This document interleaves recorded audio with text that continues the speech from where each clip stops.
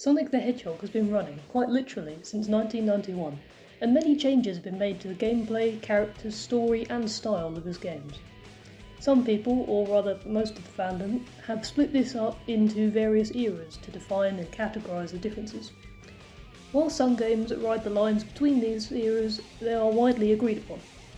The most recent has been called the Meta era, spanning games like Colors, Lost World and Forces, and this era has been somewhat criticised for its cheesy writing and overuse of old levels. However, what if this era has finally come to an end? In terms of mainline games, the two most recent releases have been Sonic Frontiers and Sonic X Shadow Generations. And personally, I think these games hold a few messages for changes to come. Starting with Frontiers, and a disclaimer here that I didn't actually play this game myself, we're introduced to a new character, new conceptions of old ideas like the Chaos Emeralds, and an expansive hub world-like area for Sonic to run around in.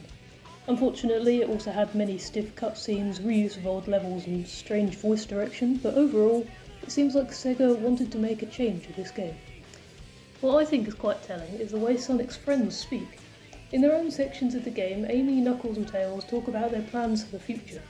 Specifically, Knuckles wants to go out and adventure freely, which suggests he may have a secondary role or a background role in future games, or even his own personal adventure.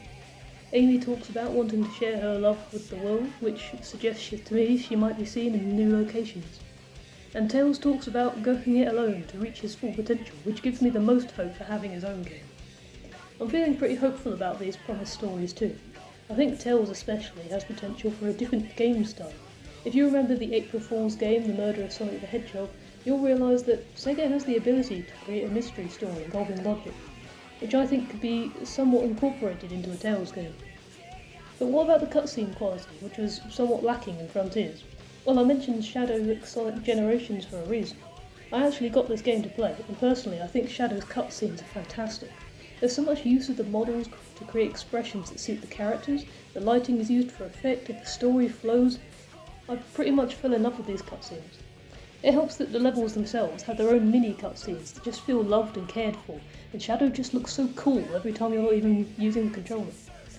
And speaking of Shadow Generations, this game gives us some amazing new lore and gameplay for him. I personally would love to see a return of his shapeshifting in some way or form. I'm especially attached to the wings and the amorphous squid forms. And given the fact that the game lets you play with the Doom wings on every level afterwards, maybe they are a new part of his moveset.